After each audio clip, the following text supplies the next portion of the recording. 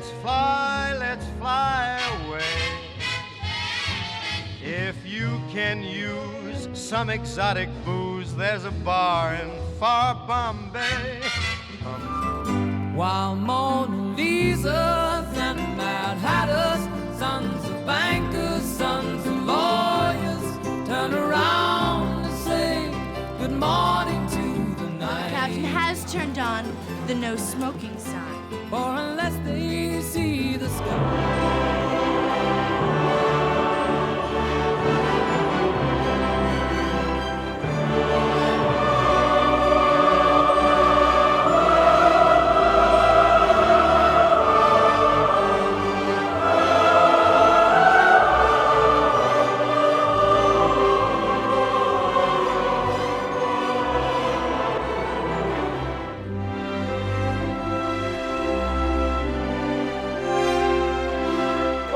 Habeas corpus and freedom of the press.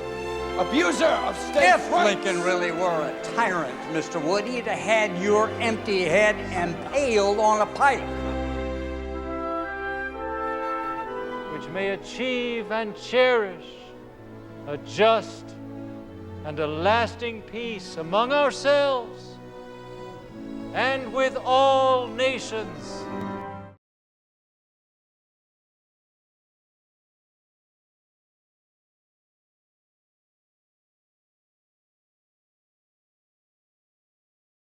Hello, everyone.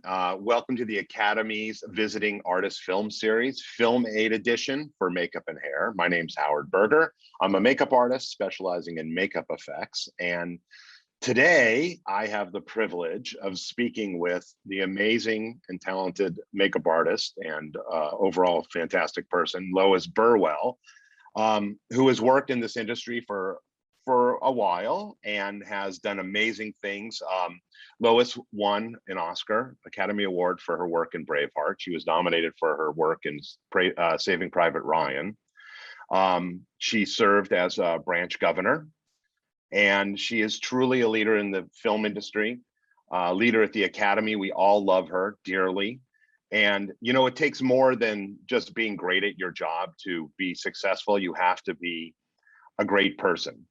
And this is something that Lois is, all these things. She really is. So it's wonderful to see you, Lois. Thank you for joining us. This is going to be fun. We're going to learn all about your life and thoughts and all the magic that you bring to the film industry and to all of us in our industry. So how are you today? Well, after that introduction, I'm blown away. I'm kind of disappointed by being me now because the introduction was so fantastic.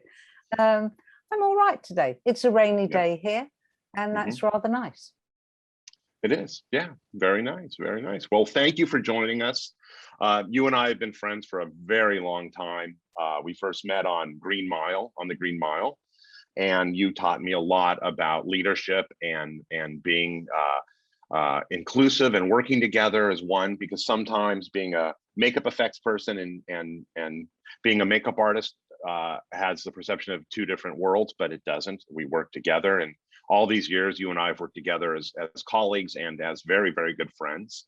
So what I want to do first is let's talk about the beginning, because this is always very interesting, because you have a very interesting start in your career. So, you know, you were born in North London, and which is thousands of miles away from Hollywood, California. And I'm sure you know, at some point you were like, this is going to be impossible, but you always attack the impossible with possibilities. So, you know, let's talk a little bit about how it all started, because also you didn't begin the standard way UK makeup and hair artists and stylists begin, which sometimes is through the intense structure of the BBC. You went a different route.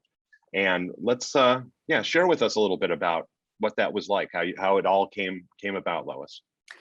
Well, the thing is that I was born into a working class family where my mother worked actually for the police as a telephonist, and before that at Grosvenor House as a telephonist.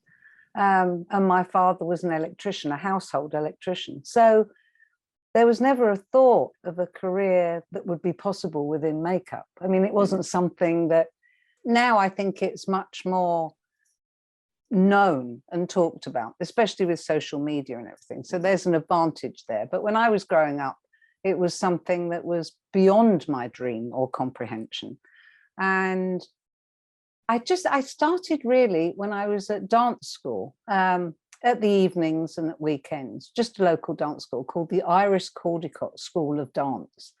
And when I was about 5 or 6, our class was doing a dance of the dolls. And everyone was turning up to rehearsal, not looking like a doll. So I started to interfere and basically paint the other fellow students as dolls. And it just started from there. And I thought I really enjoyed this. I liked doing it. I still didn't think that there'd ever be a career in it, but I would just tinker around at home and see things that were in films that would inspire me and think, how would you do that? How can you do that? And just work it out with a very simple stage makeup, because that's what I had.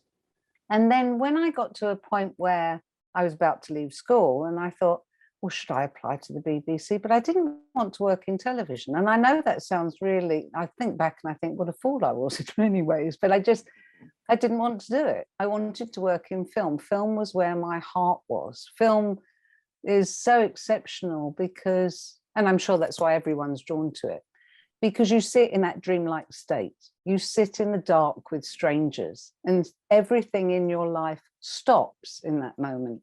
And you are taken to a different world, to different lives, having a different experience from your own life. So that's what I wanted to do. I didn't want to be confined within a box in the living room, which is how I perceived television as being at that time. So I started to write to fellow film students and offer my services working on films for free. And that's basically how I started. Now, oh, go ahead. I'm sorry. No. So what happened was at the National Film School, when you left, you had a union card. So you graduated and were given more or less access to work, not the job itself, but access to work, because the union was really strict then in the UK, and you could not work without a union card. So, and you had to have a union card in order to work. So it was a catch-22, unless you had an in somewhere, where of course I obviously didn't. Anyway, what happened was the students would be pleased with the work I did, but it wasn't just doing makeup. I mean, it was everything. It was everything from editing, working on a steam Beck, to taking over sound when the sound chap went out for a packet of cigarettes and we never saw him again.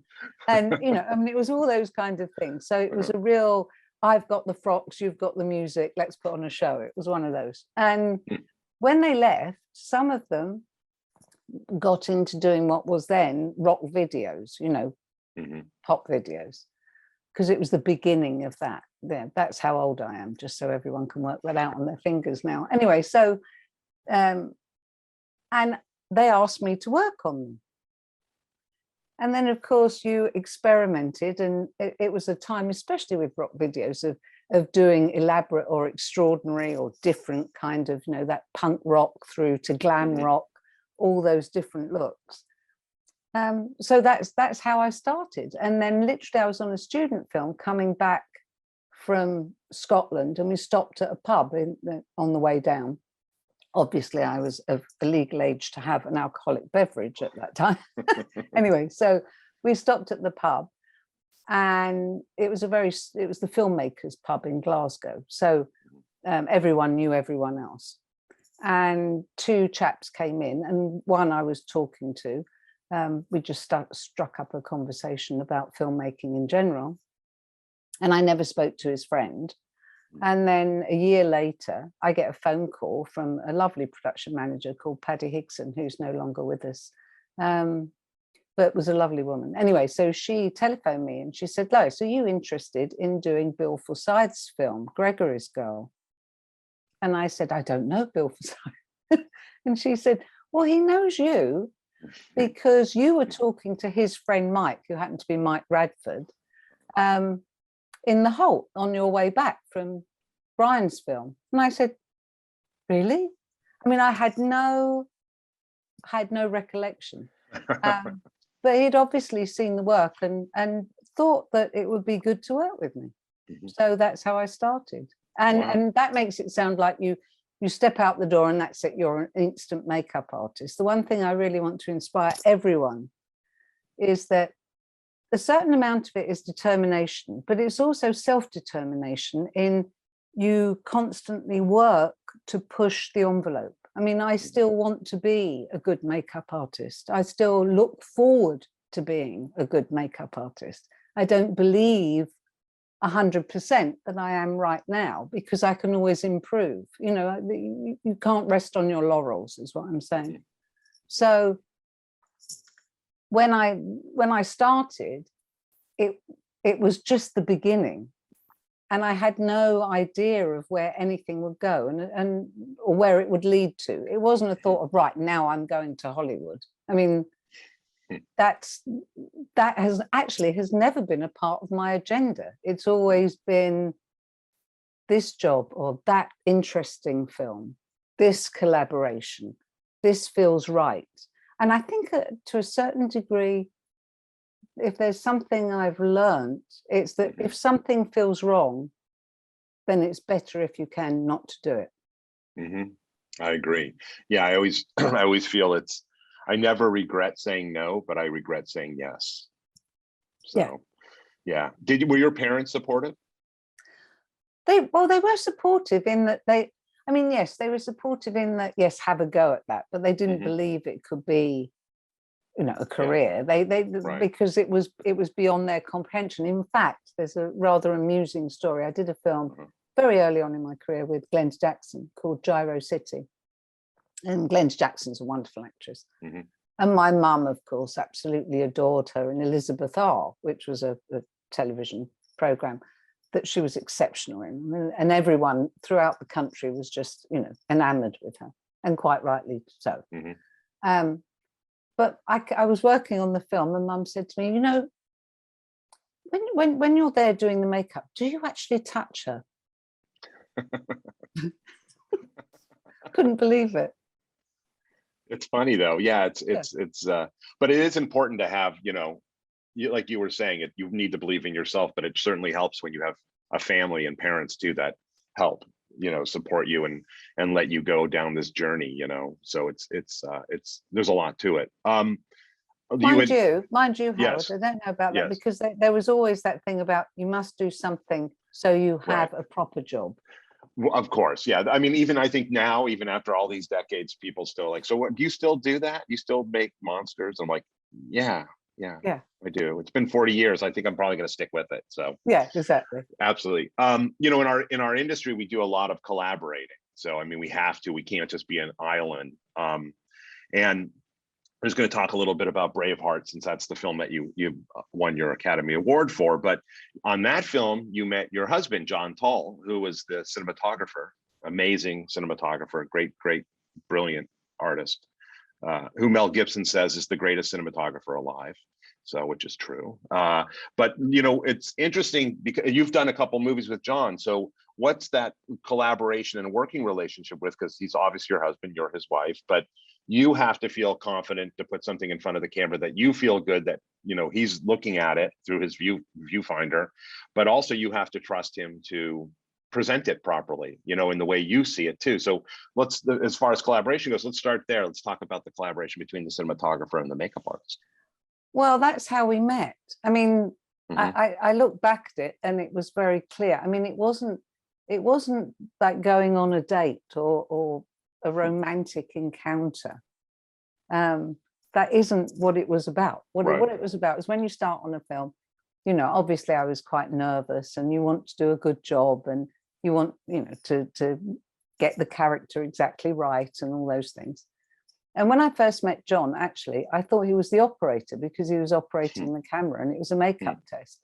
And he looked up from behind the camera and he kind of scowled at me, kind of frowned. And of course, I thought, oh, he looks frumpy. I don't like the look of him. But actually, what it was that he didn't have his glasses on. So he was squinting to try and get me in focus. But I found that out later. But literally, how we came together was that, I mean, there wasn't time to chat on the film set. It wasn't like we were talking to each other about anything other than the work. So it was always work-based.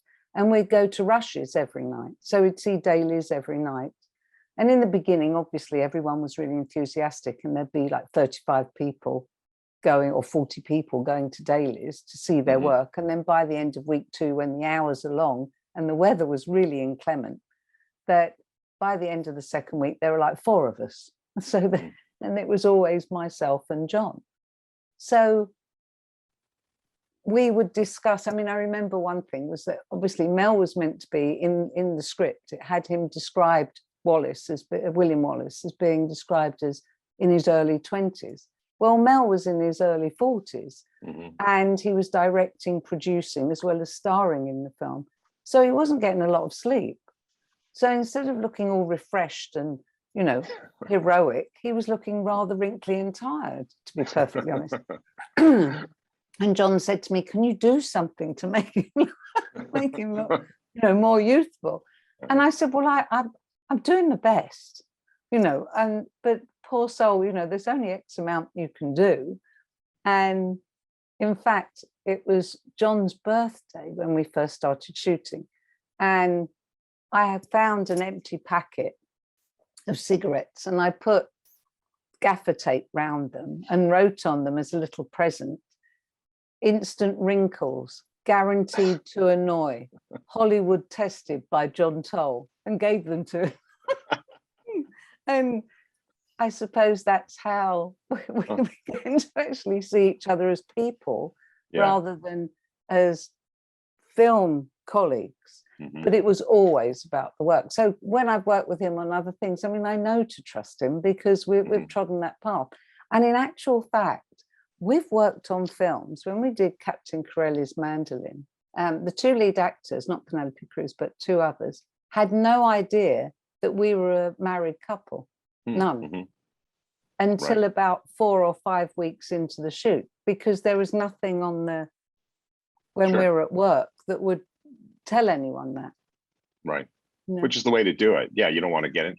So do you feel that working, you know, being married to John and working with him, it's helped you with other cinematographers, like in terms of what you know, what a cinematographer expects? You know, I know you hold yourself at very high, you know, level. You know, you're very, very specific about things, and you always want to make sure it's brilliant. So, but yeah, it must be you're used to John, and then you go to set with another DP, and you know. Yeah, I mean, but that can be a double-edged sword.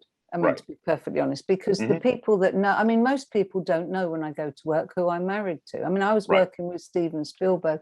We weren't married, John and I, at the time, but we were dating, and it was almost the penultimate day of Saving Private Ryan before Stephen knew that I was with, or Janusz knew that I was with John Toll. So, you know, there's that. But when you know, sometimes it's, oh, she thinks she knows because she's married to. I mean, I remember an AD who was married to a makeup artist who used to come in and give notes on how to make up, you know, people in the background or small characters. And I said, "Excuse me, where is this coming from?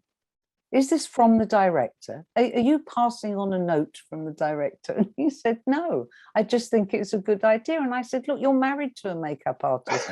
You're not a makeup artist, and you're not the head of department. Go away."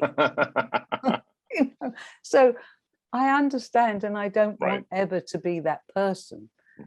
But obviously you have to work collaboratively. I mean, whenever I start work on a film, the port of call is the script, to read the script, and to read it as if you are sitting in the cinema watching it.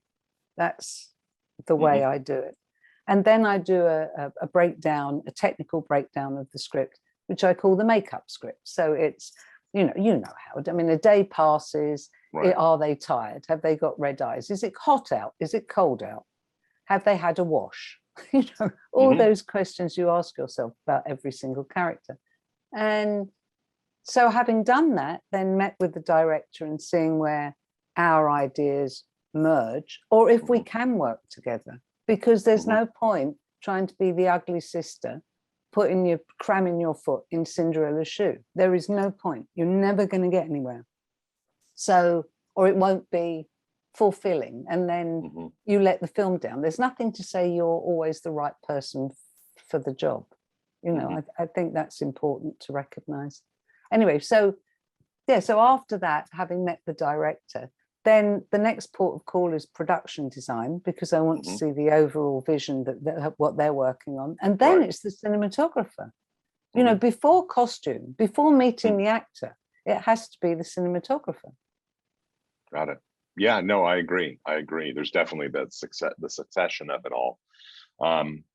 Yeah, it's a giant collaborative effort, you know, and even, you know, here in the United States, there's a delineation between hair and makeup, but overseas, there's not, you know, for the most part. It's one and the same. So, and yeah, you need to work with you know, a great hairstylist designer who you feel good about as well, because it all comes together. I mean, there's so much that has to be taken into account. And then you have the actor, you know, exactly. You know, so yeah, it's like and then it's where you all meet. I mean, it's a big jigsaw puzzle. That's how I always think of it. It is. And it is. You're just a little piece of that jigsaw puzzle, but sometimes you can be the most important piece. You know. Oh, absolutely. So, and I think that's true of everyone. And you don't. I mean, the other extraordinary thing, I don't know about you, Howard, but I found over the years that there's a kind of a confusion between being a colleague and being a friend. And they're not necessarily the same thing. People bandy around the term, oh, my friend this, my friend. No, you're colleagues. And sometimes you can be collegial and work exceptionally well with someone, but not particularly warm to them in any other context other than being at work. And I think starting out, that can be very confusing when you're, you know, brand new. Yeah. And I think it can be very disappointing too, because, you know, in any artistic realm, you have to be prepared to take risks, and to take risks, you have to be prepared to fail and to take the wrong choice of a makeup, or take the wrong choice of a job even. But it's all part of a learning curve, including that, and I'm sure it's been said to you, and I know it's been said to me, I'm going to have you work with me on all of my films. Oh, yeah. And then you never see that person again, you know. No. And then the surprise can be that the person that you've never, you know, that you were just being regular, collegial, decent to, is the runner who becomes the studio head or the producer, you know. So I think that working collaboratively with anyone, no matter how talented they are or not, I think you have to recognize the humanity in everyone and embrace it and make it a part of your ethic of work. Only because I'm trying to think how to say this to students, hopefully some of whom are going to be incredibly successful makeup artists and hairstylists. I think you can't spend 40 years, I mean, I've been doing it for more than 40 years, as you have, Howard, and you can't spend 40 years being someone else. You can only, because it's disrespectful, I think, to your own life, and it's confusing to your growth. It's very important that you are truthful to yourself as well as to others when asked. And I think, and I could be wrong, but I think that's the best recipe for a successful life and a successful career, to be perfectly frank. No, I agree. I think that's great advice, because sometimes I think we get, you know, caught up in the inertia of it all, and it's just, you focus just on this, and it's bigger than that. And your department, the film is bigger. Life is bigger than just your department. And sometimes we just focus on like, well, it's got to be this, it's got to be this. Yeah. You know, it's also, I think what you were saying is, I find it's much easier to be nice to everybody than not. And you're right, you don't know. Like I worked with a PA in the 80s, and he's a big director now, you know, and I was always nice to him. He hasn't hired me, but that's okay. But nonetheless, you know, but you know, I watch people who in our industry who sometimes aren't very nice, and it's not, you know, you're going to be remembered for how you made people feel, you know, and what they take away from the experience, and it's very important to treat everybody with respect. It's a very good bit of advice, Lois. It's actually the best. You know, it's better than like, oh, learn how to do brows or learn how to do this. It's like, just be a really good person. You know, it makes a world of difference. And obviously, you know, you've worked with people time and time again who value you on all levels, and as a person, as an artist, and as a contributor and a team member, because that's really what you are. You're not someone who just comes and you do the job and then you sit in a chair all day long and look at a magazine. You are a team member, and you're part of the creative team, and that's something that we really try to push. You know, you're not a vendor. You obviously have worked quite a bit with Steven Spielberg, and on movies like Lincoln and Ready Player One and War Horse, and of course we talked about Saving Private Ryan. And he obviously values you tremendously. And would you just share a little bit about what it's like working with him? You know, because he's one of my all-time favorite film directors in the world, and I just think it's wonderful that you get to work with him all the time. So talk a little bit about that, if you would.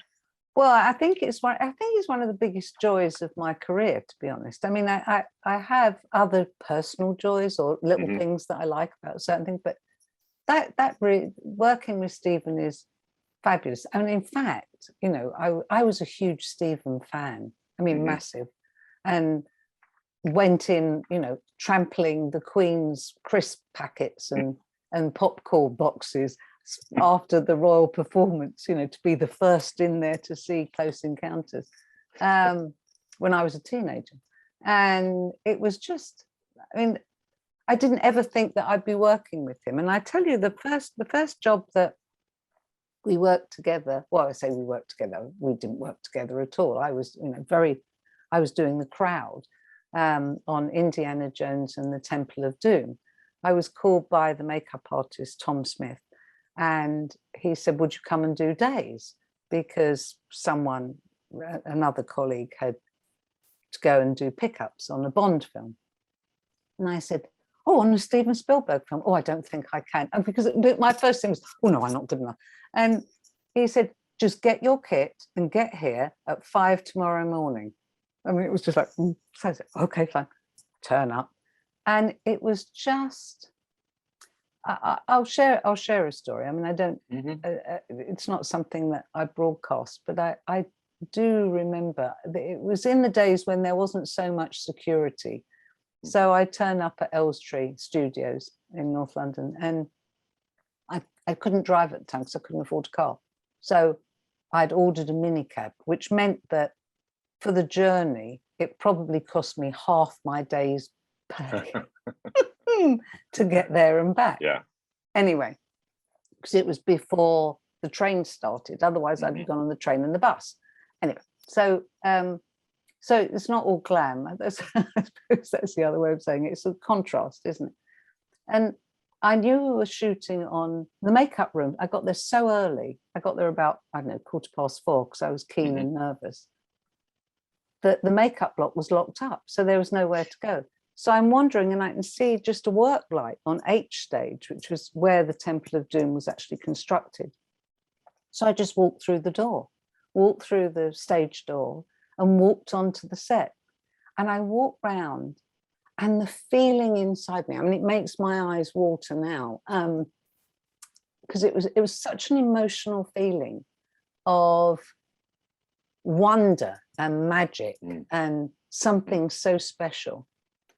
And I was walking through the tunnel, and there were 2 work lights at either end, just so there was a dark bit in the middle and then 2 pours of light. So very filmic anyway. And as I was walking through, someone was walking in the opposite direction.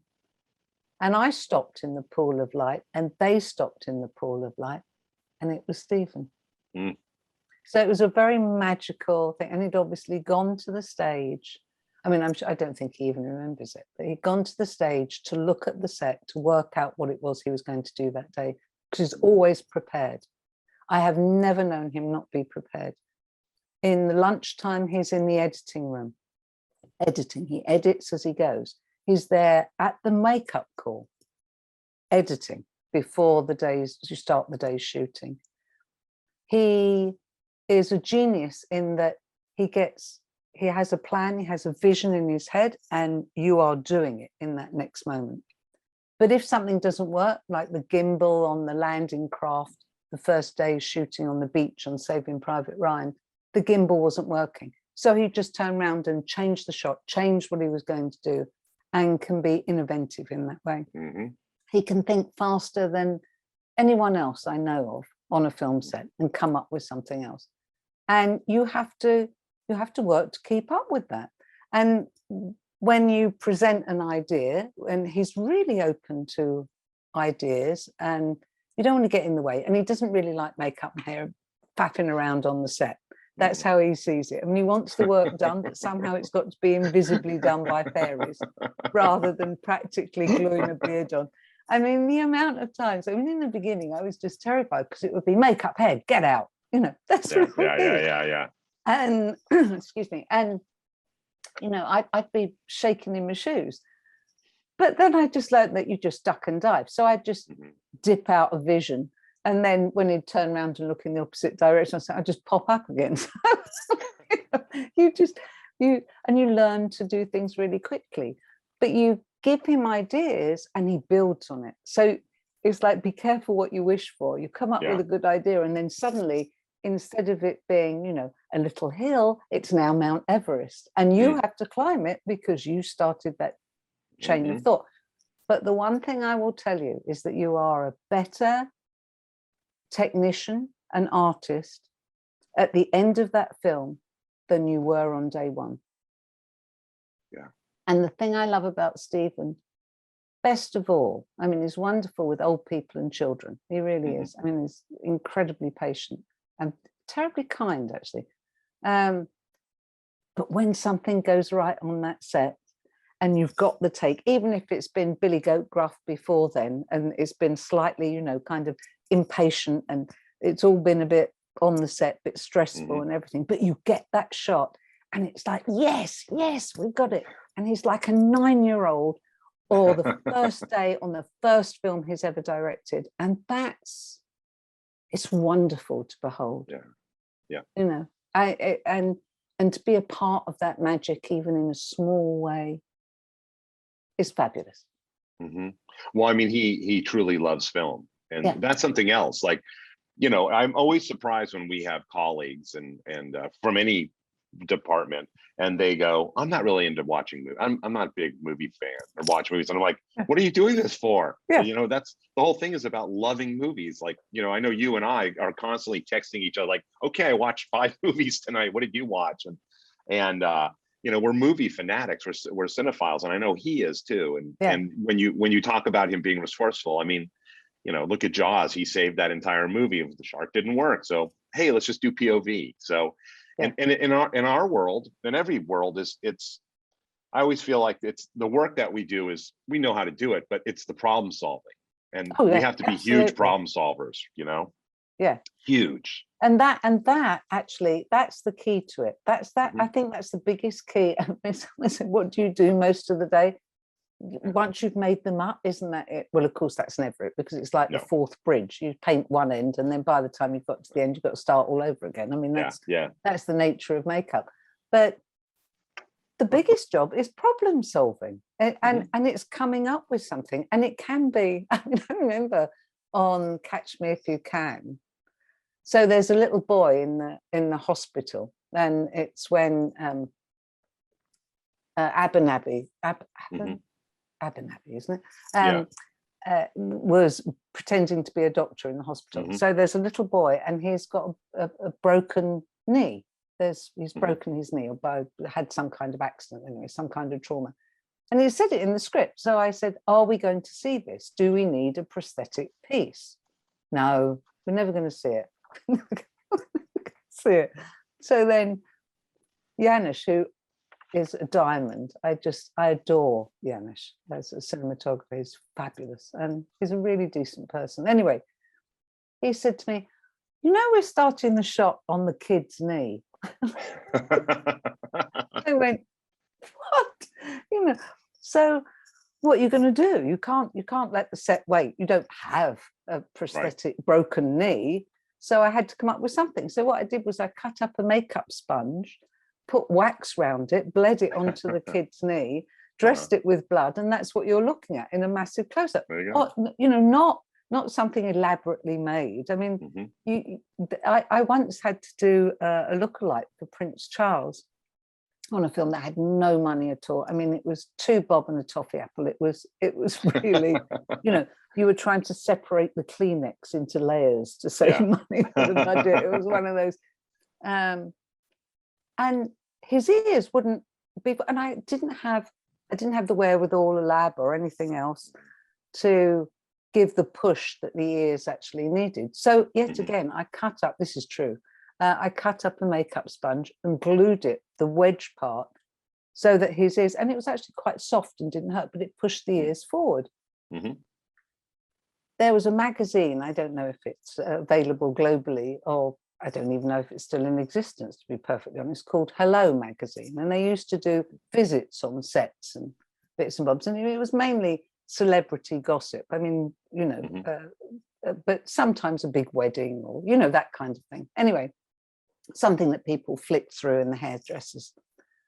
So they came to interview. And I'm standing on the set and the producer said, of course, you have to go through the makeup trailer. And, you know, maybe you would want to take some photographs of our makeup artist, Lois, applying Prince Charles prosthetics. Oh, gosh. Yes. Yeah. And the whole of my life flashed before my eyes. And I thought, oh, my God, that's it. I can't possibly have anyone take a photograph of cutting up a makeup sponge and gluing it on. Gluing them back. Yeah. Yeah. Well, but that's part of what we do. We're like literally things, you know, you plan and production changes their mind and directors change their minds as it's their prerogative. And it's our job to like, okay, all right, I know what we're going to do. Like you and I both have the privilege of working with Danny Strepek, who is a great makeup artist. He's passed on, but I think of him every single day. And he really pushed the belief, and I do agree with him that, and this is not ego driven, but we are the most important people on set because he would always say this, like, we're the most important people. We have to figure out. We start the actor's day, we end the day. They come in looking terrible, we fix it. There's a problem over here, we fix it. We can do anything. And I really do believe that because, you know, sometimes as you have done, our job, which we don't anticipate, goes into other departments and we have to help other departments figure out, like, I work a lot with costume. I'm like, okay, well, I have an idea. We can do that. I know how to get, you know, how to make some costume look all bloody without using blood. So give me the costume and I'll bring it back. I'll be fine.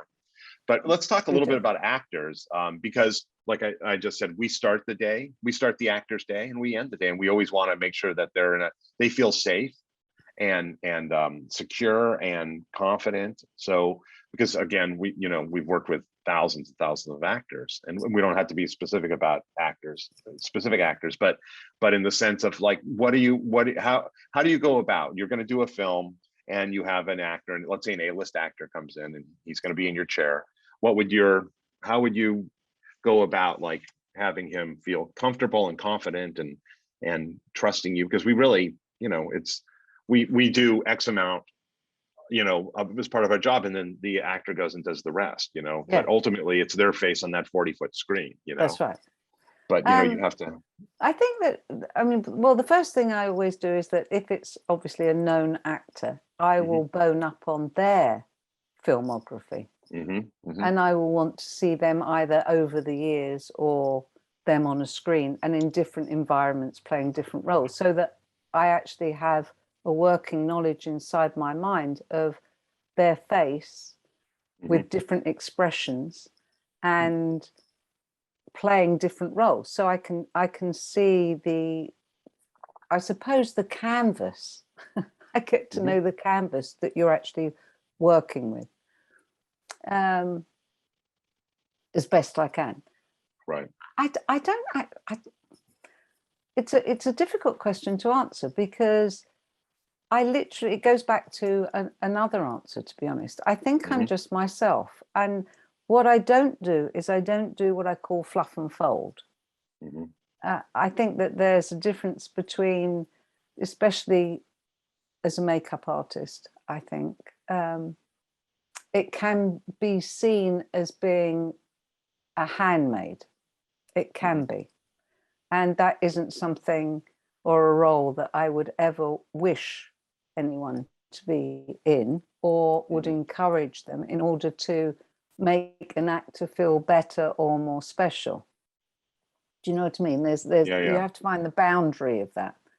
But obviously you want to be kind. And if someone has a problem with something, then, you know, they've got spots or whatever it happens to be, you know, a blemish, and it worries them, then you're considerate and you solve the problem and make them feel better about it, of course. But you don't lie. I think that's the most important thing. Never be untruthful. If you can't actually speak the truth, say nothing.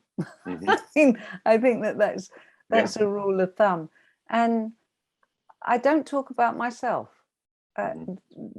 whenever I meet an actor. I talk about the work as if the work is something that is there that unites both of us. And that's our meeting point.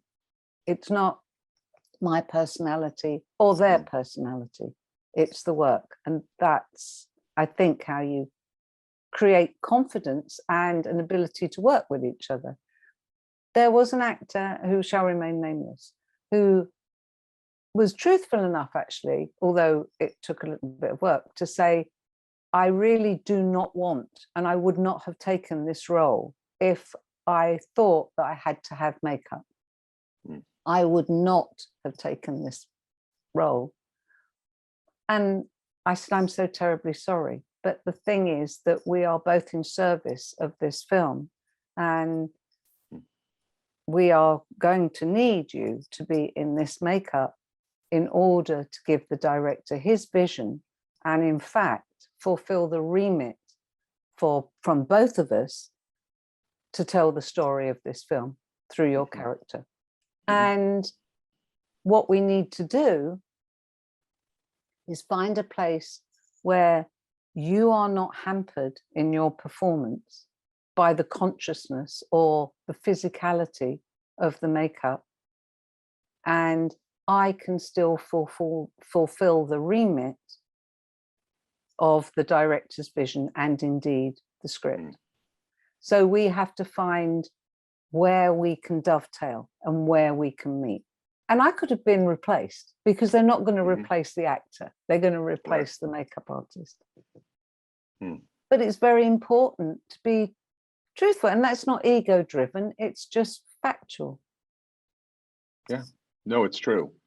It's true. And I think that's smart. Like that's another great piece of advice is don't make it about yourself.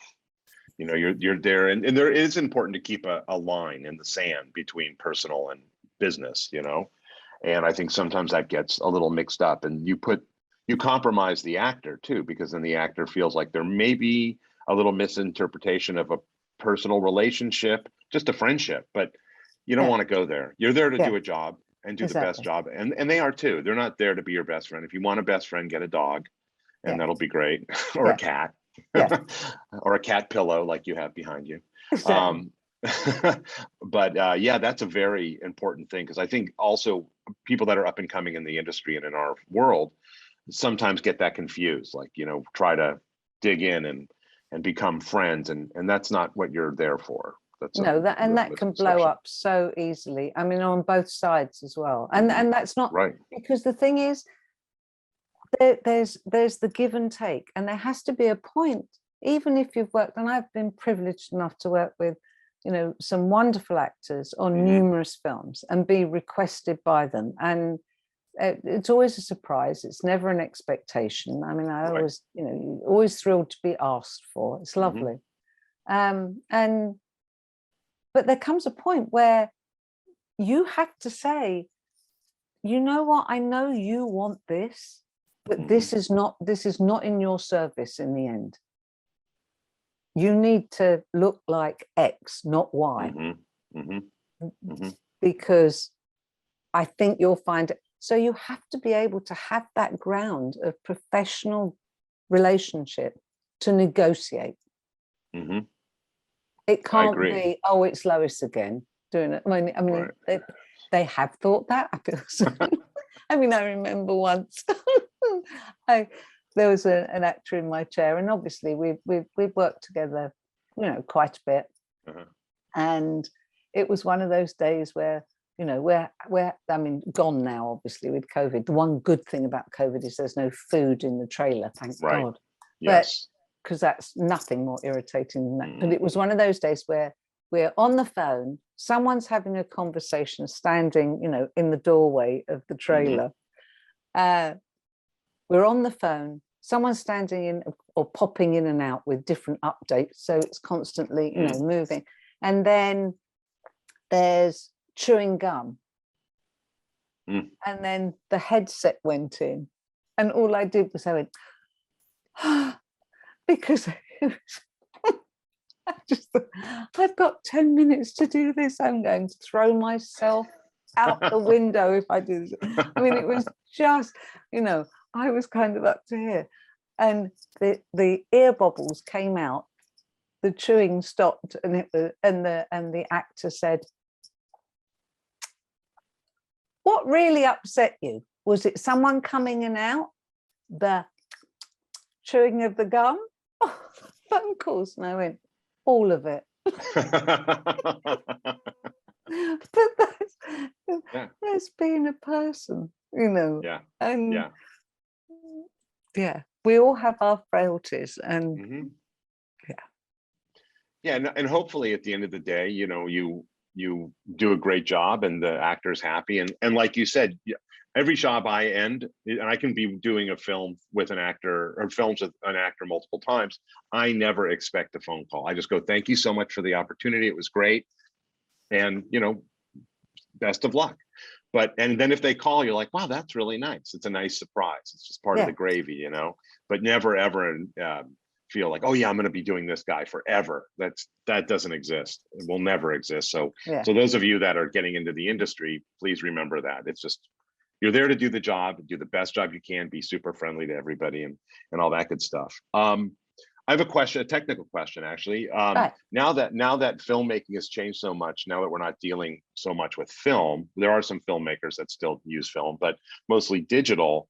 Have you found that it's, have you come up with a process where you're dealing with being able to work with different skin tones? Because also our films are getting more diverse, which is great. More, you know, our actors are far more diverse. It's not what we were used to. We're really opening up the gates, and everybody is inclusive in filmmaking now. And have you had to learn more about things like this, or how do you approach it now in this world? Well, to be perfectly honest, I think that everything, especially with makeup, comes down to the color wheel. I mean, that's what it comes down to. You have to know what the color wheel is and tones within that. So when I was first starting out, you know, you had to be able to make up everyone to look in all different ways.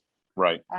For example, you know, there stuntmen who were little. There was a little person who I worked with regularly, actually, for a whole, called Kieran Shah. Yeah, Kieran Shah. A great stuntman and stunt coordinator, and a fabulous personality. Well, I turned Kieran into everything from, you know, a green fairy in legend through to a washerwoman for a perspective double, to an Edwardian child, a Caucasian Edwardian child, through to, well, I'm trying to think the last time. I mean, he's been a pixie, a goblin, he's been every shade of skin tone you can imagine.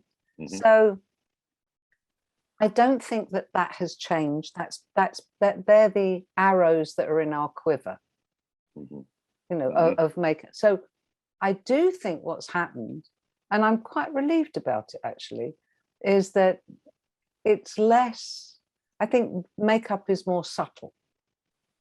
Yes. And I like that. I've always enjoyed and want to use, whenever is possible, obviously, raw skin, even in film days, before digital. I like raw skin. I like how it looks. I think it makes people just somehow subliminally, you recognize that it's another person, not a made up person in front of you.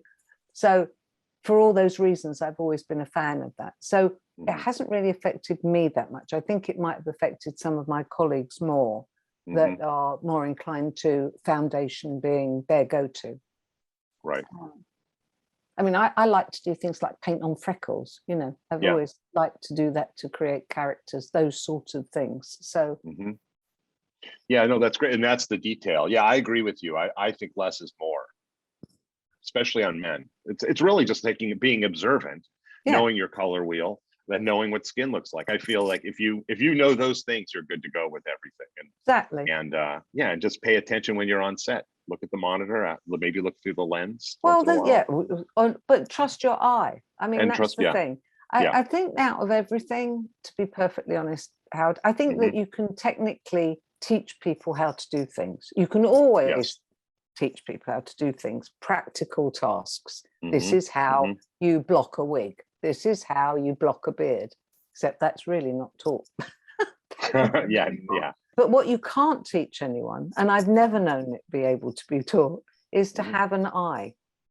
The eye for either observation or recreation of something, that ability to look at something and see, you know, like the native peoples, when they did sculptures from a stone, that the sculpture is already in existence within the stone. You just take away the debris to reveal what was already there. And that in our job is the difference between night and day. If someone has that ability, that you look at a face and you don't just see the face in front of you, you see who and what that face can become. You've been a member of the Academy of Motion Picture Arts and Science for quite a while. What does that mean to you? What does it mean to you to be a member? Do you remember being invited into the Academy and what that felt like? Well, there are three things actually that all come together, because one leads to the other. And I'm going to tell you a little story, if I may, if there's time for it. So yes, when I was an officer and on the board of the Academy, they were doing a retrospective of Greece. And I was there, and you know, there are lots of other people as well, but there was John Travolta and Olivia Newton-John. There they were, like feet in front of me. Now, when I was, I suppose, a late teenager, I can't remember how old I was, but I went to see Greece in the Odeon, Muswell Hill, because I lived in North London, with my friend, Marina. And we came out of that and danced our way to the bus to go home.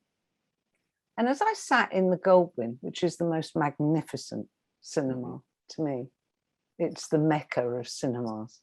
In the row in front of me was Olivia Newton-John and John Travolta. And as the curtain opened and you saw the beginning of the film, I suddenly had this feeling of the past and the present colliding.